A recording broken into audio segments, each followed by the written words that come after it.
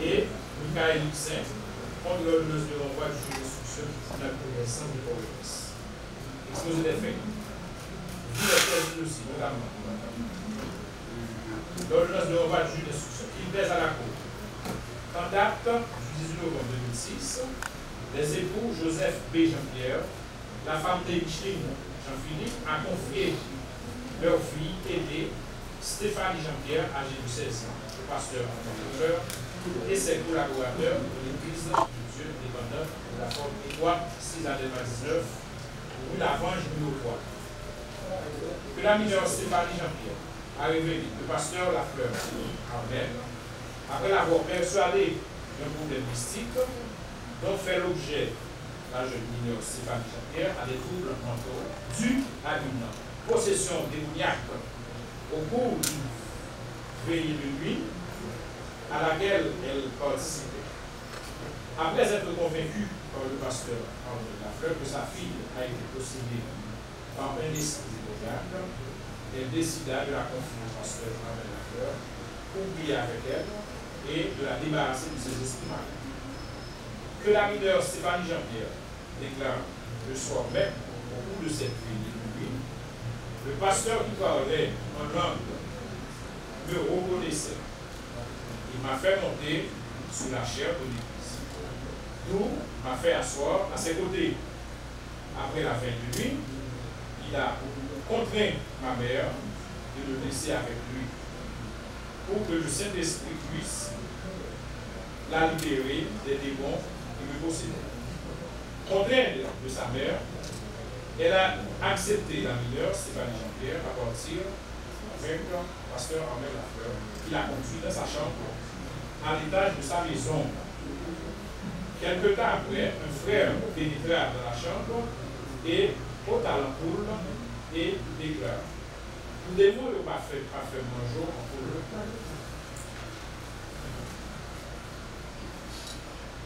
Après un certain temps, le pasteur Armel Lafleur lui apporta une recette préparée par le Saint-Esprit dit-il, qui lui apprendrait de boire pour se libérer des démons, déclare la jeune adolescente.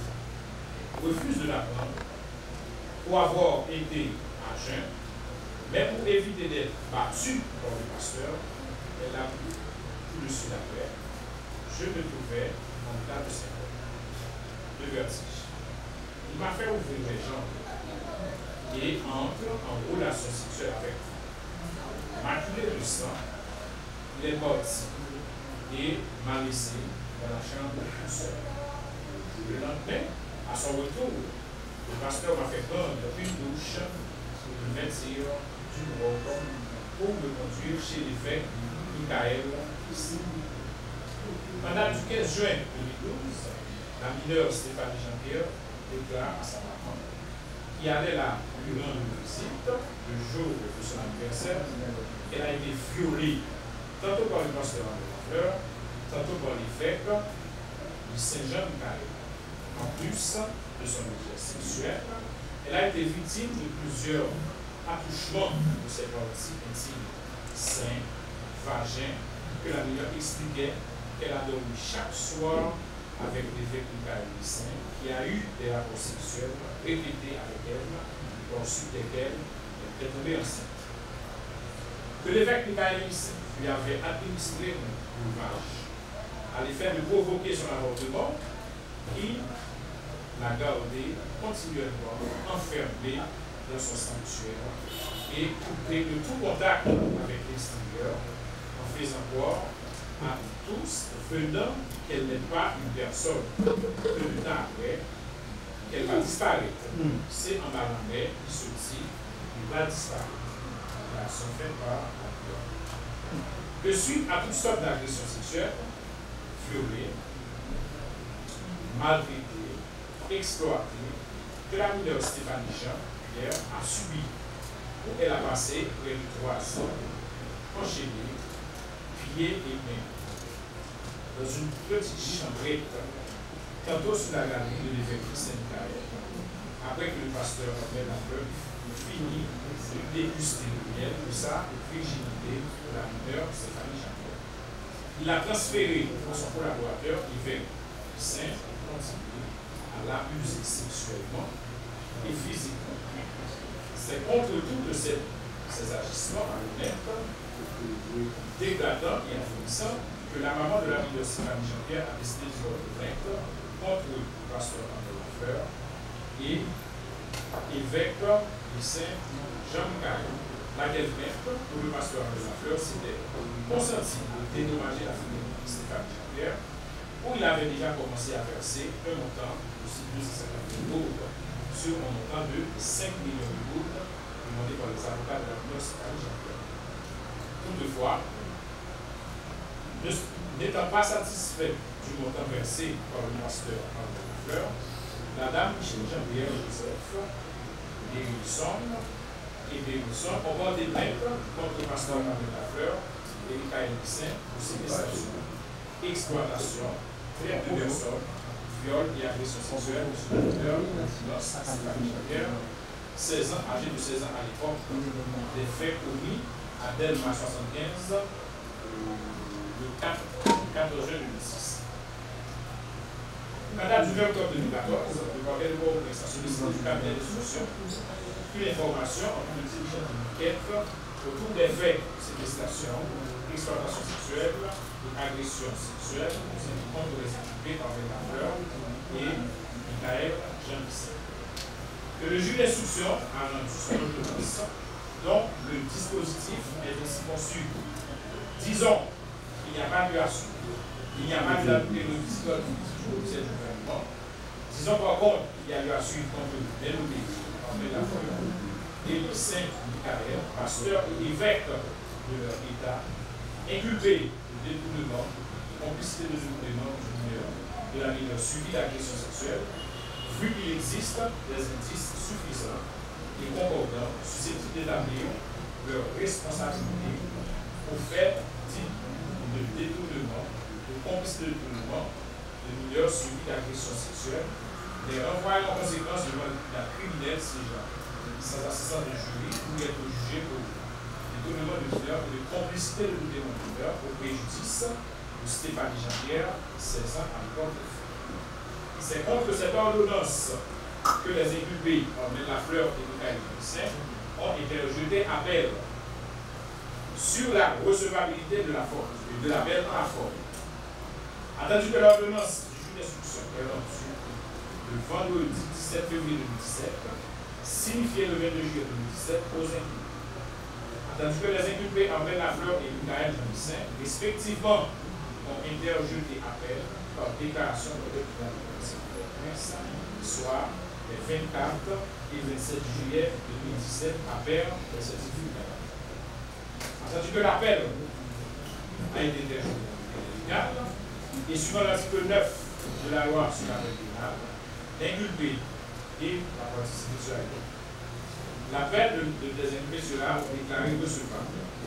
En conséquence, il sera déclaré recevable par la forme. Par ces motifs, le ministère public qui pèse à la Cour de déclarer l'appel des inculpés André Lafleur et Michael Lucin, interjeté dans le délai légal. En conséquence, il sera déclaré recevable par la forme. Au fond, sur les griefs motivant le recours de l'appelant à remettre la fleur. Premièrement, l'unité de l'ordonnance que il est pour excès de pouvoir et violation de la loi. Deuxièmement, l'inconstance des faits et violation de la loi. Attendu que l'appelant reproche l'ordonnance du juge d'instruction du fait que le dossier a été confié d'abord au juge papillon, qui a réalisé plusieurs auditions et que le juge Fanfan Judilien n'a pas mentionné le réquisitoire informé duquel il a déclenché son instruction que cette irrégularité-là sont d'œuvre nulle et de nullité absolue. Attendu qu'une fois que le dossier a été saisi par le juge et qu'il commence à réaliser plusieurs auditions pour une raison et pour l'autre, le juge est dessaisi.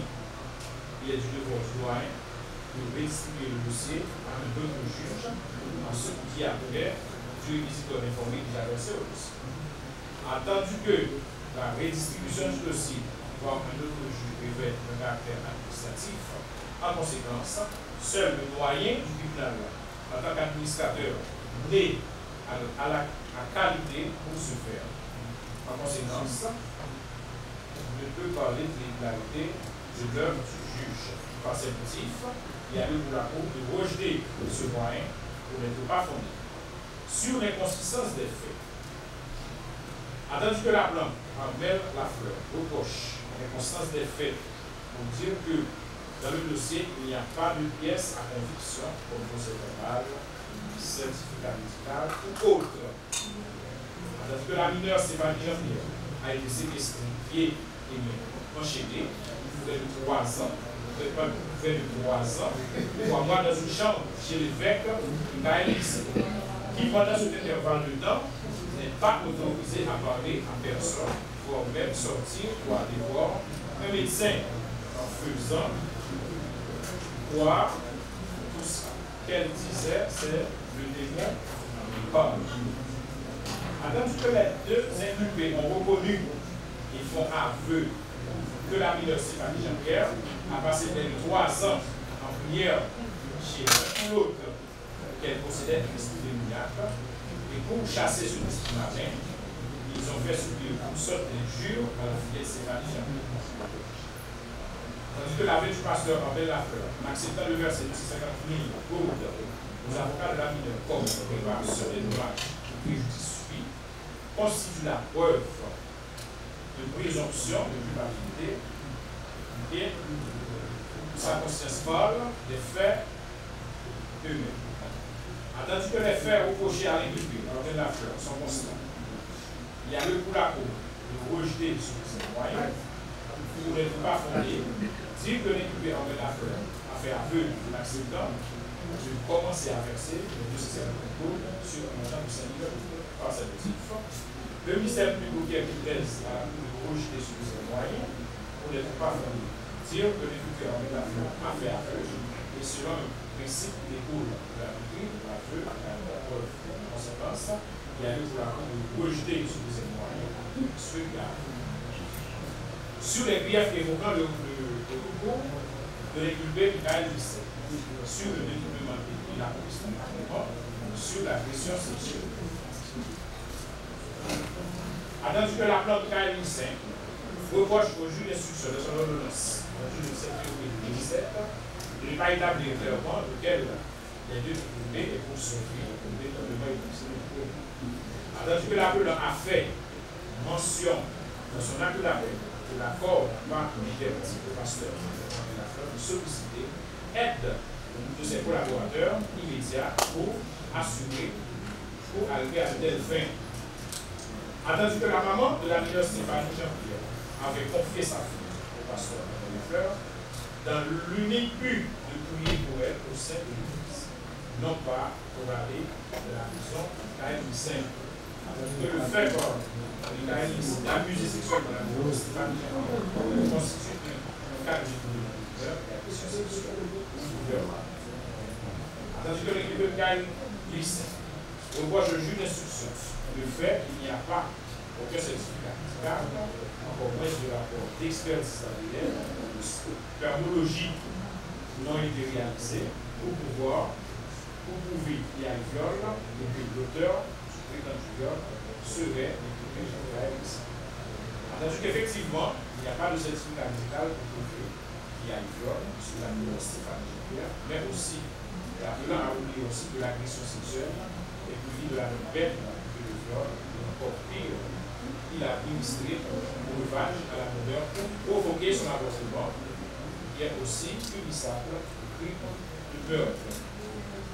Tandis que la mineure déclare qu'elle a été violée à plusieurs reprises par l'évêque Michael Saint, pour lesquels elle a été tombée enceinte. Tandis que l'évêque Michael Saint a appelé son revanche de Stéphane Jean-Pierre pour provoquer son avortement après avoir tombé enceinte, soit pour lui ou bien pour le pasteur en même affaire. Il y a eu le ministère public de constater qu'il y a un indice suffisant pour maintenir l'ordonnance de jurisdiction dans toute sa forme et par ce motif, le ministère public de l'hypothèse à la Cour le déclare recevable en la forme la peine interjetée par les inculpés en l'affaire de Caricin et interjetée dans le délai légal. Dire qu'il a été bien ordonné et mal appelé en conséquence, maintenir l'ordonnance de jurisdiction dans le 2017 dans toute sa forme pour sortir son plein et entier ouvert et social. Ici, pour la police, le ministère de l'acte, il y a une lecture de la conclusion dans le cadre de cette affaire.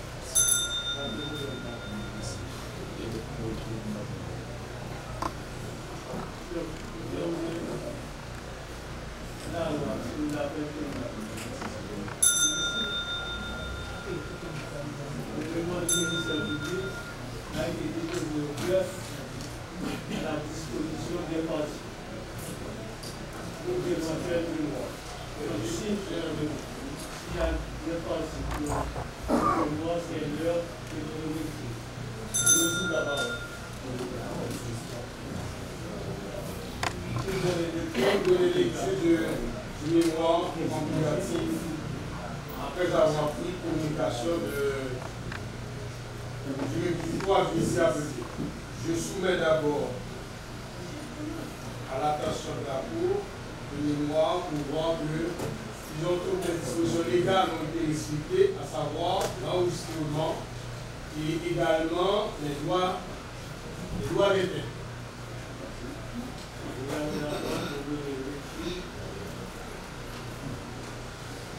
Port-au-Prince le 25 juin 2021.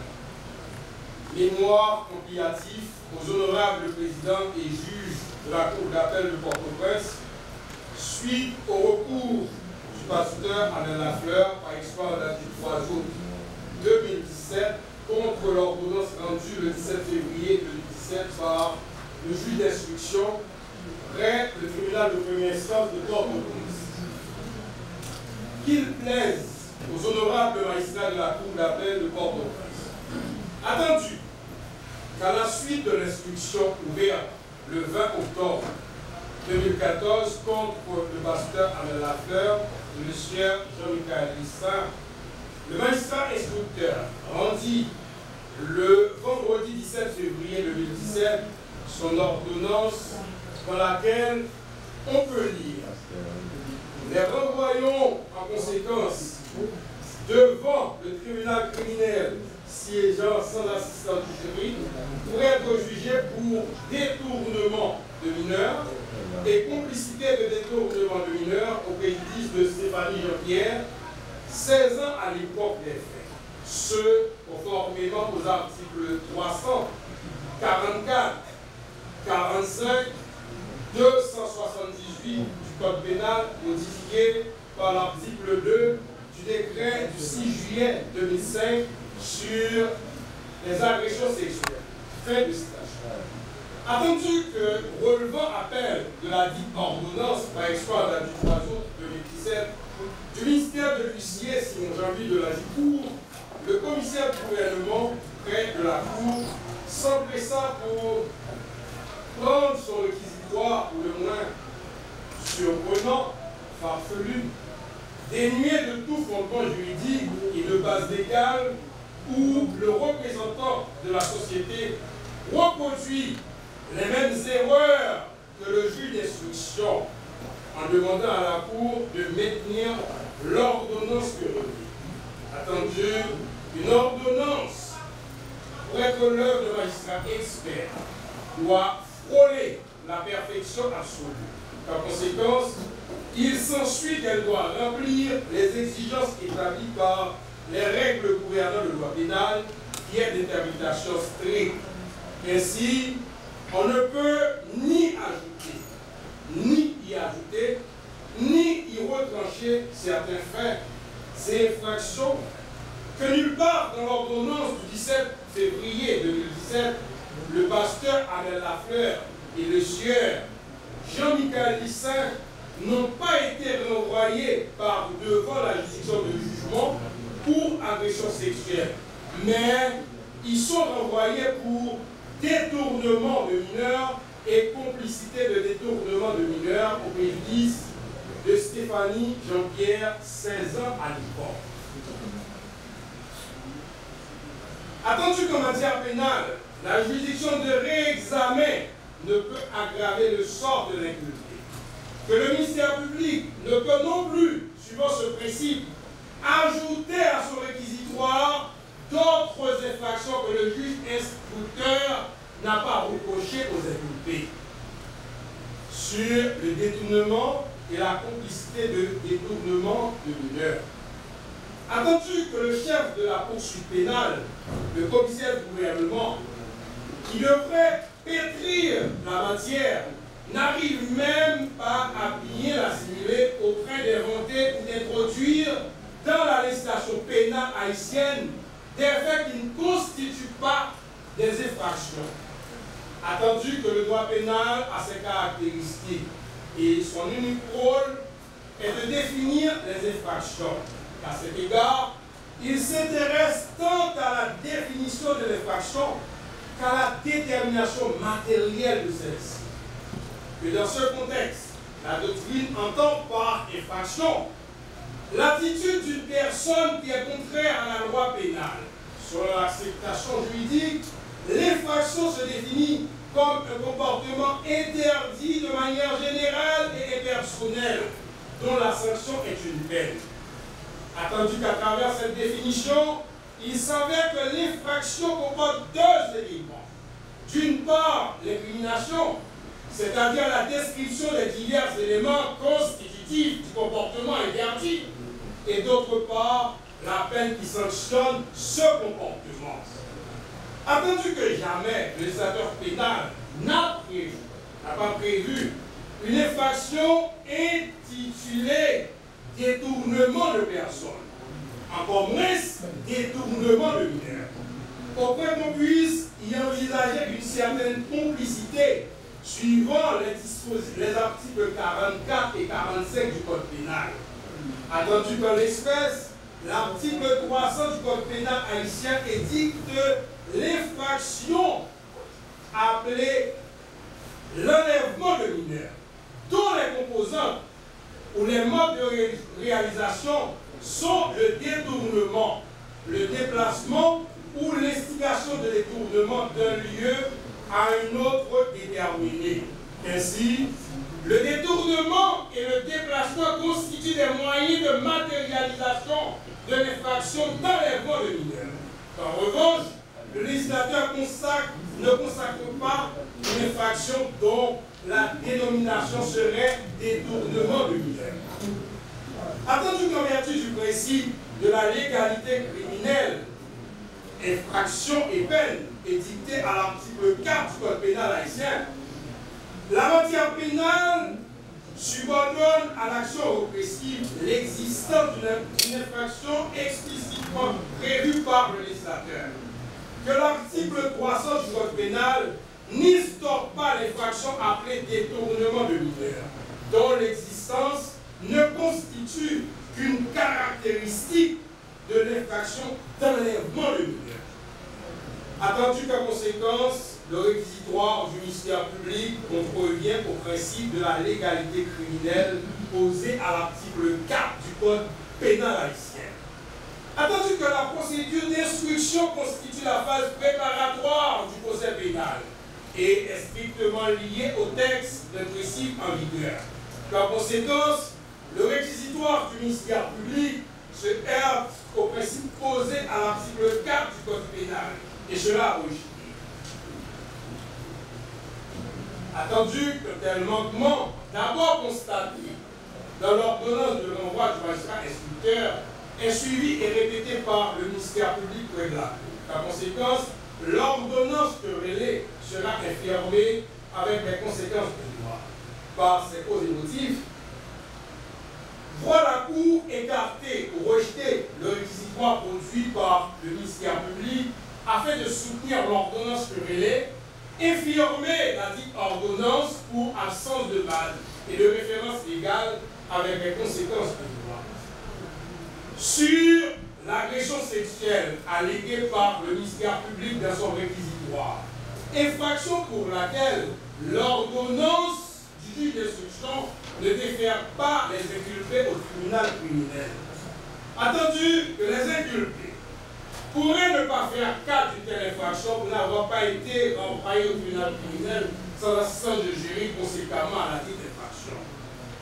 Que bien que le magistrat ait mentionné l'article 278 du Code pénal haïtien dans le dispositif de son ordonnance, cependant, il n'a pas cru bon de déférer les inculpés par devant le tribunal criminel, le tribunal répressif, pour une telle charge. Attendu de l'article 278 du Code pénal, stipule quiconque aura commis un crime de viol ou sera coupable de toute autre agression sexuelle consommée ou tentée avec violence, menace, surprise ou pression psychologique contre la personne de l'un ou l'autre sexe sera puni de 10 ans de travaux forcés. Attendu que le ministère public s'est basé sur un quelconque breuvage qu'aurait administré l'inculpé Jean-Michel Lissin à la mineure Stéphanie Jean-Pierre pour provoquer son avortement après avoir été tombée enceinte, soit pour lui ou bien pour le pasteur Amel Lafleur. Que dans ces conditions, le ministère public insinue que le pasteur Amel Lafleur a eu des rapports sexuels avec la mineure Stéphanie Jean-Pierre.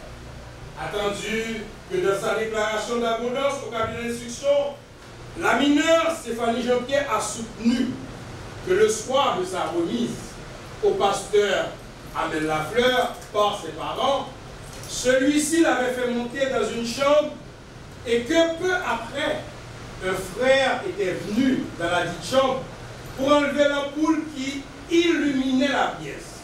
Que de là, dans l'obscurité, est venu le pasteur Amel qui lui a fait boire une portion occasionnant sa chute en syncope et le pasteur l'a violé.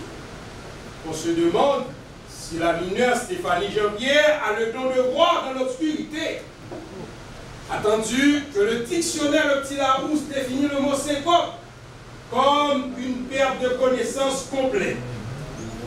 Qu'il s'ensuit qu'une personne tombée en syncope, lors même qu'elle aurait été violée, ne pouvait nullement pas se souvenir de son agresseur. Que de plus, comment a-t-elle pu reconnaître dans l'obscurité, après qu'on eut enlevé l'ampoule, que c'est le pasteur Amel qui s'approchait d'elle?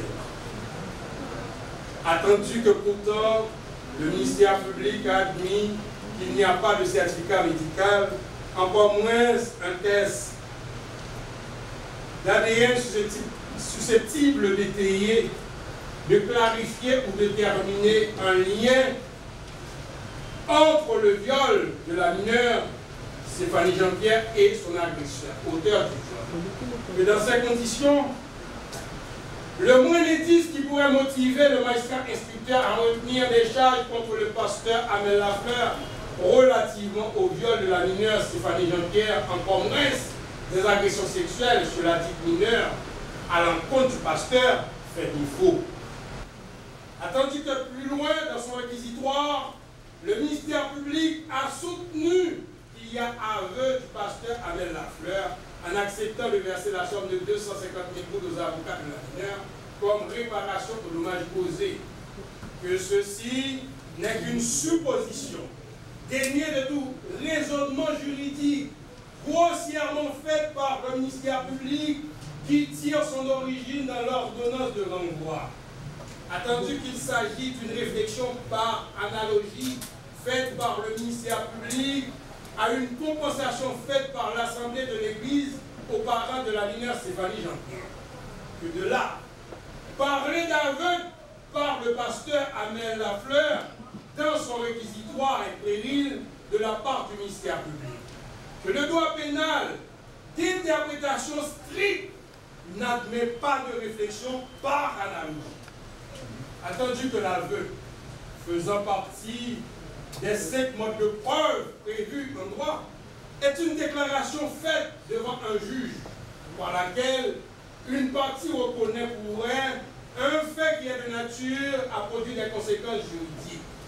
Que l'aveu constitue une reconnaissance pour une personne partie à un procès de la véracité du fait ou de l'existence d'un acte que son adversaire évoque contre elle. Attendu que le pasteur Amel Lafleur n'a jamais fait une telle déclaration et n'a non plus reconnu avoir abusé, agressé ou violé la mineure Stéphanie Jean-Pierre tout au long de son instruction.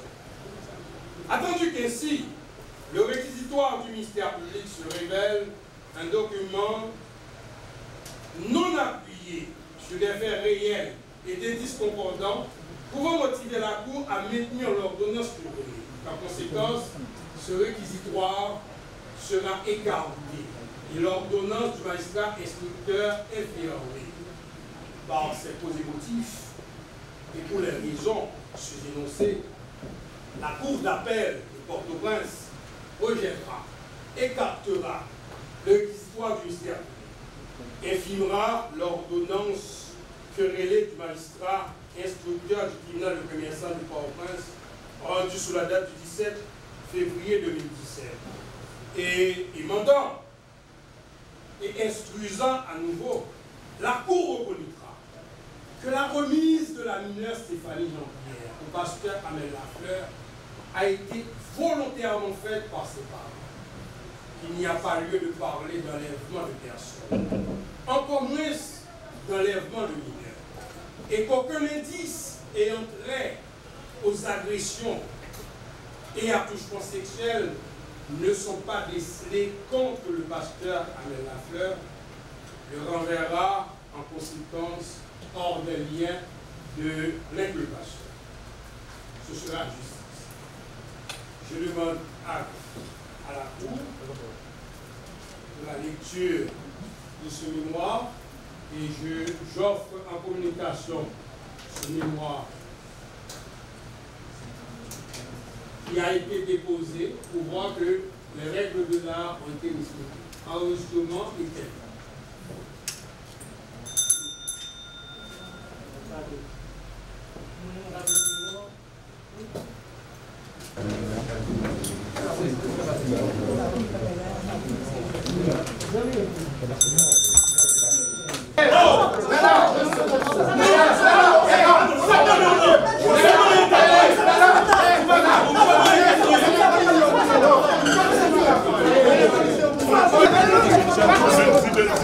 Yes,